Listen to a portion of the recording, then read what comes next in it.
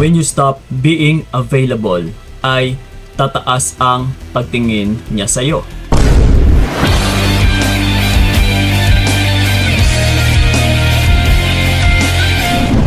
Yes.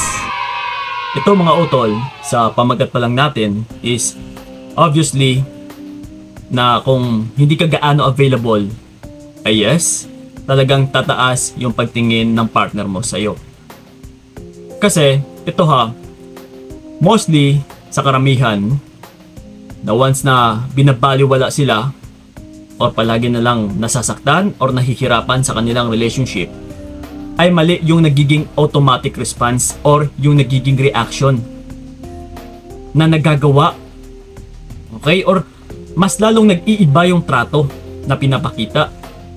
Halimbawa na lang, ay yung partner mo binabaliwala ka.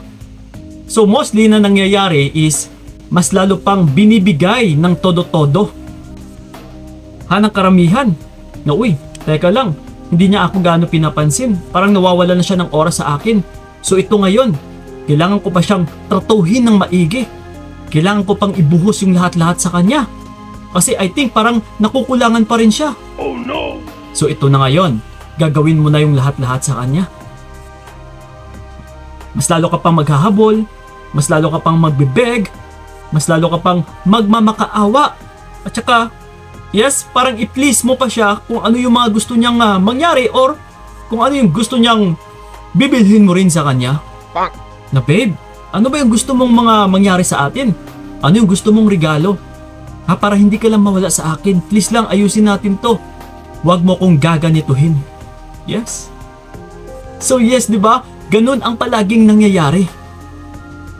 So pero ito ngayon mga utol, sa pamagat pa lang natin, na kung hindi ka gaano available, like for example na lang, gagawin din natin ito sa'yo. Kagaya nga sa partner mo, na binabaliwala ka na hindi ka na binibigyan ng priority. See? So ngayon, ano yung nararamdaman mo? Yes! Yung tipong parang hindi ka na importante. Parang nanliliit ka. Diba? At saka, yes, kagaya nga ngayon, nasasaktan ka na. So, mirroring method, na kung ganun ang gagawin ng tao sa'yo is yun din pala yung mararamdaman mo.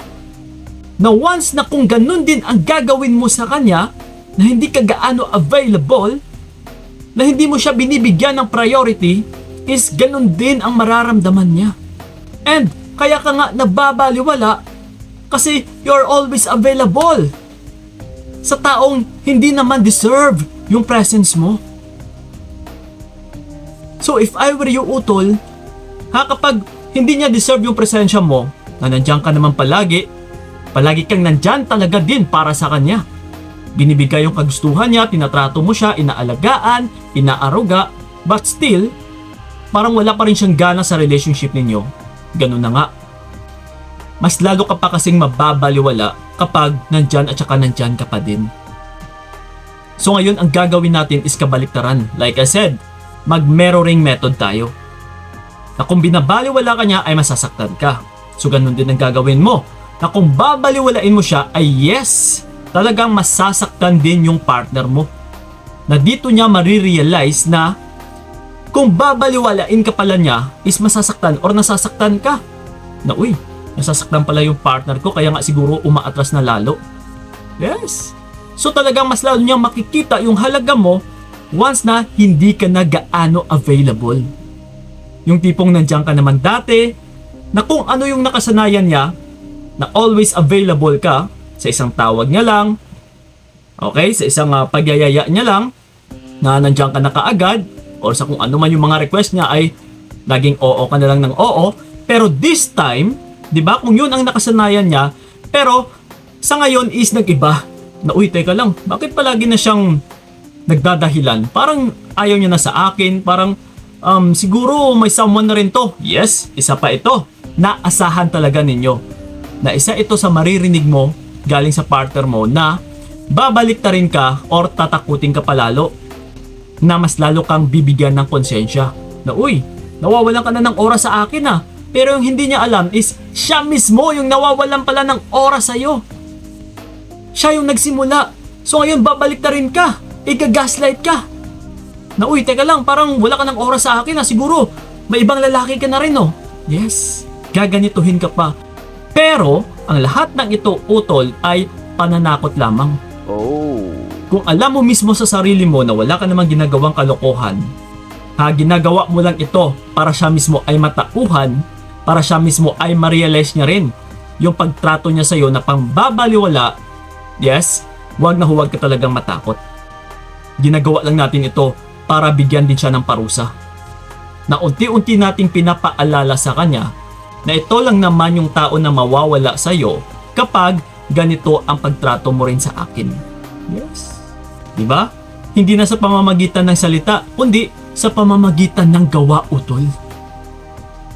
Kasi kami rin na mga coaches, kahit 10 pa kami mga coaches, yung panonoorin ninyo, or yung kakausapin ninyo, mag one-on-one kayo, kung hindi nyo lang din naman tutulungan yung sarili ninyo, utol, ay wala ring mangyayari.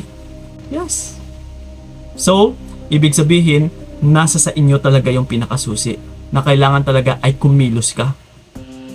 So ganun na nga, like I said, hindi yung kailangan na kudaan mo yung partner mo. Hindi kailangan na kailangan mo siyang i-remind, kailangan mo pang mag-explain na kung ano-ano pa dyan.